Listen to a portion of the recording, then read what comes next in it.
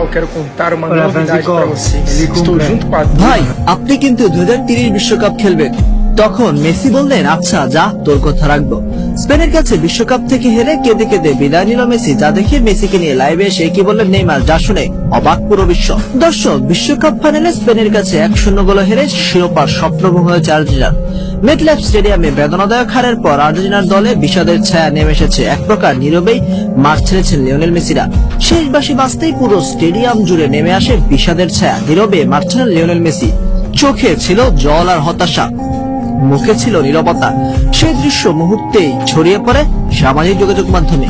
এদিকে আবেগঘন মুহূর্তের পর এক লাইভে মেসিকে নিয়ে কথা বললেন তার দীর্ঘদিনের বন্ধু নেইমার জুনিয়র। নেইমার বললেন, ভাই এখনই বিদায় নেওয়ার কথা ভাববেন না, আপনি কিন্তু 2030 বিশ্বকাপ খেলবেন। ফুটবল এখনো আপনাকে চায়, আমরাও আপনাকে মাঠে দেখতে চাই। নেইমারের এমন কথায় মেসি হেসে জবাব দেন, আচ্ছা তোর কথা রাখার চেষ্টা করবো, যদি মাঠে দেখা হবে। এরপর নেইমার আরো বলেন, মেসি একটা ম্যাচ কখনো একজন কিংবদন্তিকে ছোট করতে পারেন। আপনি কোটি কোটি মানুষের ভালোবাসা জিতেছেন। বিশ্বকাপ হারলেও আপনি ফুটবল ইতিহাসের সর্বকালের অন্যতম সেরা হয়ে থাকবেন।